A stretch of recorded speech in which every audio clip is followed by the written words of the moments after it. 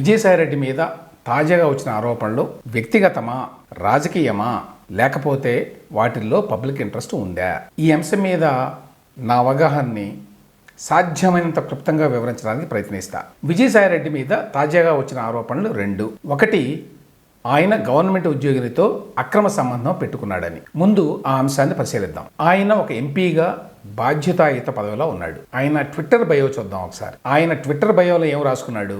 MP, Rajya Sabha chairman, parliamentary standing committee on transport, tourism and culture, YSRCP parliamentary party leader, national general secretary. మరి ఇన్ని పదవులు నిర్వహించే వ్యక్తి, ప్రజా జీవితంలో ఇంత ముఖ్య పాత్ర వహించే వ్యక్తి ఒక నీతిమాలిన పనికి పాల్పడ్డాడనే ఆరోపణలు వస్తే తన నిర్దోషిత్వాన్ని నిరూపించుకోవాల్సిన అవసరం ఉంది. ప్రైవేట్ వ్యక్తుల మీద ఇటువంటి ఆరోపణలు వస్తే పబ్లిక్ దాని గురించి పట్టించుకోవాల్సిన అవసరం లేదు. కానీ ప్రజలకి ప్రాతినిధ్యం వహించే వ్యక్తి నీతి తప్పితే పదవుల నుంచి తప్పుకోవాల్సిన అవసరం ఉంటుంది. అందువల్ల విజయసాయిరెడ్డి అక్రమ సంబంధం వ్యవహారంలో మీడియా అత్యుత్సాహం ప్రదర్శించిన విషయం నిజమే అయినా అంత మాత్రం చేత విజయసాయిరెడ్డి సమాధానం చెప్పకుండా తప్పించుకోలేడు. అక్రమ సంబంధం ఆరోపణలు అబద్ధం అని నిరూపించుకోవాల్సిన బాధ్యత విజయసాయిరెడ్డి మీద ఉన్నది. ఇక రెండో అంశం ప్రభుత్వానికి, ప్రజల ఆస్తులకి సంబంధించినది. ఈ మొత్తం గొడవలో విజయసాయిరెడ్డి ద్వారా 1,60,00,000 కలెక్ట్ చేసుకున్నాను అని